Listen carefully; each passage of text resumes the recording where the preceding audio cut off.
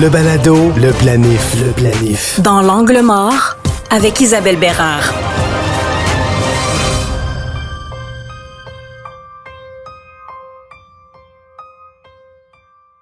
Isabelle Bérard, bonjour. Bonjour Fabien. Un autre angle mort, et celui-là, il est très particulier. C'est original de parler de la retraite qui peut être à deux vitesses. Parce que dans le couple, ça n'arrive pas souvent que les deux prennent la retraite en même temps, mais on ne pense pas souvent à ça. Oui, puis il y a certains couples dans le couple où il peut avoir une plus grande différence d'âge et où là, il va y avoir un décalage quand même de quelques années.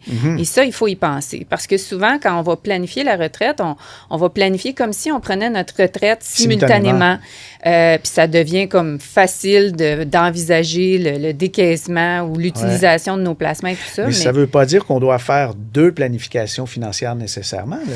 Pas nécessairement deux planifications financières, mais il va falloir planifier qu'il va y avoir des phases. Donc, évidemment, quand il y a une grande différence d'âge dans un couple, nécessairement, il y en a un qui risque de prendre sa retraite quelques années avant l'autre. Ouais. Et ce qu'on doit planifier, c'est que normalement, la retraite va durer sur 30 ou 35 ans, mais là, on va avoir un premier qui va débuter sa retraite, ensuite, on va avoir une retraite à deux, et ensuite, on va en avoir un qui va continuer la retraite seule. Et là, la retraite doit être planifiée souvent sur 40, 45 ans. Là. Ah oui. Donc, il faut planifier la retraite, effectivement, comme s'il y avait vraiment deux vitesses. OK. Première chose qu'on oublie parfois, c'est la gestion des revenus et des dépenses. Parce que là, quand il y en a un des deux qui prend sa retraite, fort possiblement que son revenu va diminuer. Donc, comment allons-nous gérer maintenant nos dépenses à deux? Est-ce qu'on va les gérer de la même façon qu'avant? Est-ce qu'on va changer notre façon de gérer nos dépenses? Allons-nous y aller au prorata d'un ou de l'autre?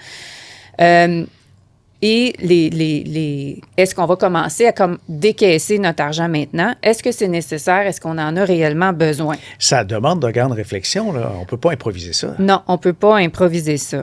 Même chose pour l'âge à laquelle on va demander nos rentes. Est-ce qu'on demande nos rentes dès qu'on y a droit? Ou est-ce qu'on attend que notre autre conjoint qui est encore sur le marché du travail prenne sa retraite à ce moment-là puis que le revenu du couple diminue? Est-ce que c'est là qu'on va demander nos rentes? Donc, la coordination des rentes va aussi avoir un impact, là, évidemment, sur notre structure de décaissement.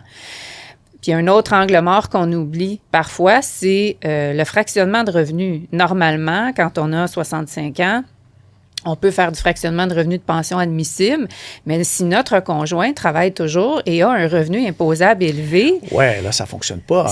Là, ça devient difficile de fractionner une partie de notre revenu à notre conjoint. Donc, la facture d'impôt pour le couple pourrait aussi être plus élevée à cause de ça. Donc, il faut vraiment planifier une retraite en différentes phases. Donc, on a une première phase où on a une personne retraitée, l'autre qui continue de travailler. Ensuite, la deuxième phase où on prend notre retraite à deux et une troisième phase où on a notre conjoint survivant qui, lui, va poursuivre sa retraite. Donc, ça doit être quelque chose qui est réfléchi. Donc, évidemment, on recommande aux gens de faire appel à un professionnel pour pouvoir les aider à mieux structurer et mieux planifier une retraite à deux vitesses. Parfait.